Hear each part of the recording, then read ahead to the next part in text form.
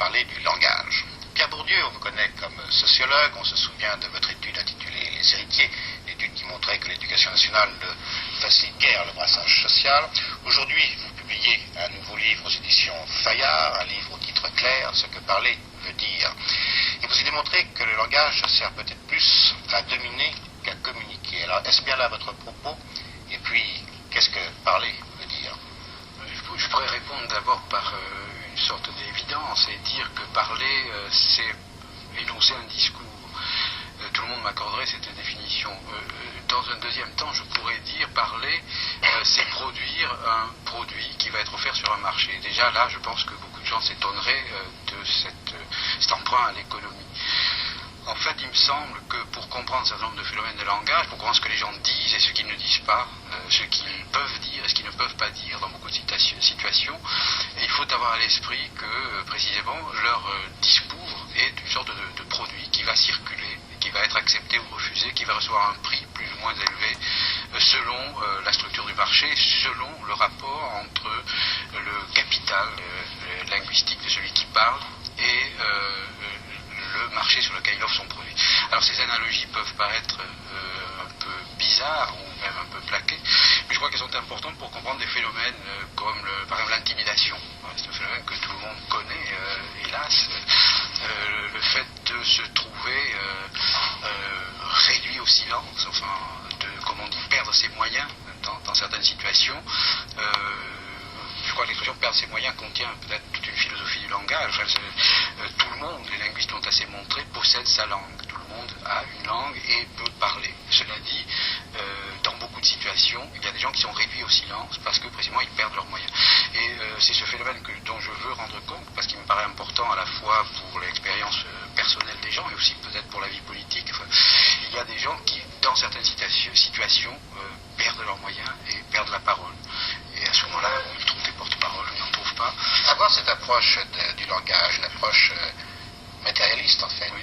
Qui fait référence à l'économie, ça veut dire quoi? Ça veut dire que vous vous référez au marxisme, vous vous situez dans une tradition de pensée ou pas? Oui, je pense à ce niveau de réinterprétation, je ne sais pas si la référence au marxisme a un sens. Je pense que il faut penser les échanges symboliques, enfin, ces choses un peu éthérées et irréelles, enfin, que la tradition philosophique a tendance à penser dans un langage idéaliste. Il faut les penser de la manière la plus réaliste, la plus concrète possible, peut-être pour les arracher au matérialisme. Enfin bon, parce que c'est une discussion qui peut paraître oiseuse, mais je crois que les problèmes de langage sont si importants pour l'existence quotidienne, pour la vie politique, pour même le confort intellectuel et moral enfin, d'un peuple, enfin, bon, qu'il est important de faire subir à ces problèmes une certaine violence. Enfin, et je crois que l'application d'une vision un peu brutalement matérialiste a cet effet enfin, de débanalisation. Votre livre n'est pas toujours facile à lire, alors est-ce qu'on ne pourrait pas vous faire le reproche de vous protéger parfois derrière un jargon? Je pense que c'est un reproche qu'on me fait souvent. Ce qui m'étonne, c'est qu'on ne le fasse qu'à moi. Enfin, en un temps où tellement de gens jargonnent tellement plus pour un contenu informatif beaucoup plus faible. Bon, je pense qu'il y a des exigences du discours scientifique. Enfin bon, ce que j'ai dit là se situe dans une tradition, c'est le produit d'une cumulation. J'apporte une pierre sur un tas enfin, qui ont été apportés par des linguistes, par des historiens du langage, des sociolinguistes, etc. Bon, et du même coup, il est très difficile enfin, de livrer à tout le monde quelque chose qui a supposé tout un travail collectif, souvent inconnu de ceux qui vont recevoir le message. Donc je pense que c'est plutôt l'inverse qui est étonnant, c'est-à-dire que j'arrive malgré tout à communiquer les résultats de travaux difficiles presque au premier venu, parce que je pense qu'au prix d'un petit effort et avec à partir de l'expérience que tout le monde a, parce qu'au fond tout le monde sait ce que parler veut dire. Et le rôle de la science sociale, c'est de rendre explicite complètement ce que tout le monde sait, sans disposer des moyens de le savoir complètement. Je vous remercie, Pierre Bourdieu. Pierre Bourdieu, ce que parler veut dire, autrement dit, je vais un peu paraphraser le titre et dire qu'au fond les mots ne disent pas seulement ce qu'ils ont l'air de dire, mais aussi qu'ils disent bien autre chose. Oui, c'est-à-dire que dès que l'on parle, on dit ce que l'on dit, la manière de dire, la valeur de ce qu'on dit. Bon, c'est-à-dire que dès le moment où on peut dire tout de différentes façons, on peut le dire en argot, on peut le dire en français conventionnel, en français non conventionnel, à tous les degrés. Bon. Dès le moment où on choisit inconsciemment un mode d'expression, on se classe. Bon. Et donc on est exposé à être évalué. Et on reçoit un prix. Enfin, bon. Alors, il y a des situations dans lesquelles le prix, c'est une note, par exemple. Bon, c'est-à-dire après un salaire, etc. Bon, c'est le marché scolaire. Si on parlait comme sur les fortifs, enfin évidemment, ça ne vaut pas très lourd sur le marché scolaire. Bon. Bon, alors ça, il faut le rappeler. Alors moi, c'est pas du tout un jugement de valeur. Quand je dis ça, je ne prends pas position. Je peux sentir le charme du langage populaire. Cela dit, il faut se rappeler que ce langage, en dehors du marché populaire, c'est-à-dire des conversations de bistrot, etc., n'a pas beaucoup de valeur.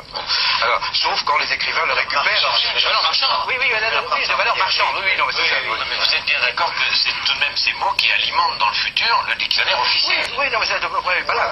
Non, mais sur le moment. Là, je parle de légende, hein. Oui, enfin, ce qui est intéressant, c'est que vous parlez, au fond, des échanges linguistiques en termes de marché. Oui. Alors ça, c'est tout à fait nouveau. Pourquoi ? Parce que c'est relativement évident, mais je pense que les linguistes, au fond, ont toujours eu l'idée que le langage c'était fait pour communiquer. Bon, ce qui paraît évident, on dit nous parlons la même langue, ça veut dire que nous nous comprenons en ce moment, des millions de gens comprennent ce que je dis, ça veut dire qu'ils ont un code, qui est le même que celui que j'emploie. Bon, comme à l'armée, quand on a un message codé, on le déchiffre. Bon.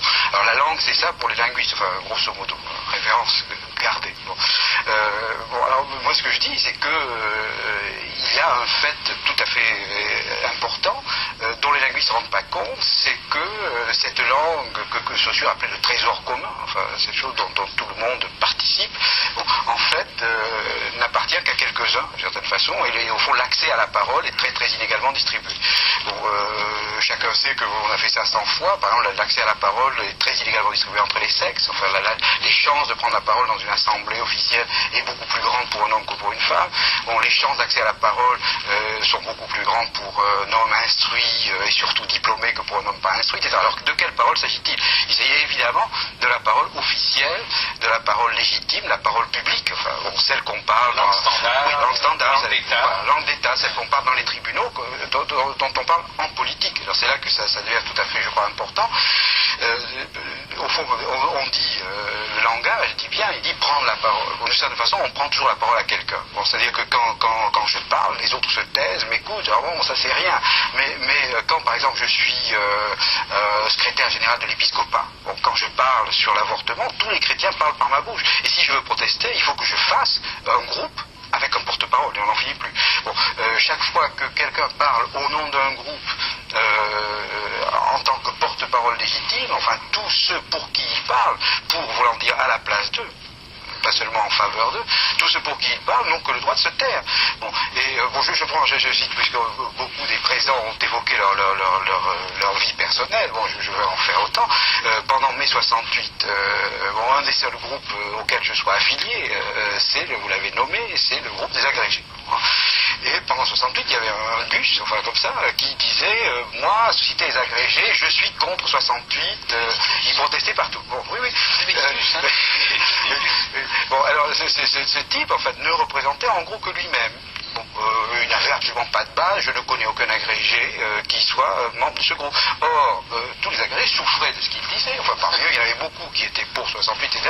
Si bien qu'il a fallu qu'un groupe d'agrégés fonde une société des agrégés contre ce bonhomme pour pouvoir dire quelque chose. Bon, alors ça, je crois que c'est un phénomène très très important de nos sociétés. Pourquoi ? Je pense que la télévision y est aussi pour quelque chose. Dès qu'un porte-parole officiel prend la parole, il y a aussitôt 20 micros sous la bouche, chez Homer, on disait quand je fais le savant, je vais pas faire le cours magistral. Bon, chez Homer, quand un type prenait la parole, on lui passait un bâton, et ça s'appelait le sceptre, pour montrer qu'il avait vraiment le droit de parler. Bon. Alors dans nos sociétés, c'est le micro.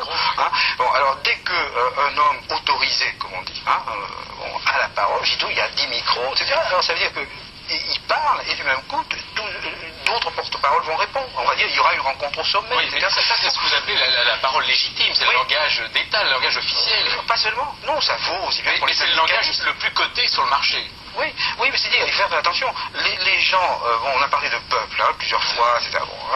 Mais ces gens, les gens qui les expriment, ce sont des porte-paroles, qui parlent dans un langage qui n'est pas le verlan, qui n'est pas l'argot. Ils parlent autant que possible, j'allais dire comme tout le monde. Bon, et dès qu'il faut, oui, bien sûr, ils en rajoutent. Oui, ils font ce que les Anglais s'appellent de l'hypercorrection. On fait dire Saussure. Moi, je voudrais parler des radios libres. Moi, je voudrais dire que les radios libres existent et que ça va exactement dans le sens contraire à celui dont vous parliez. Je veux dire, les radios libres, excusez-moi, les radios libres, c'est pas parler en argot, c'est pas parler dans une langue particulière, c'est pas être reconnu, c'est pas parler au nom d'eux, etc., etc. Même s'il y a des particularismes dans les radios libres, c'est vrai.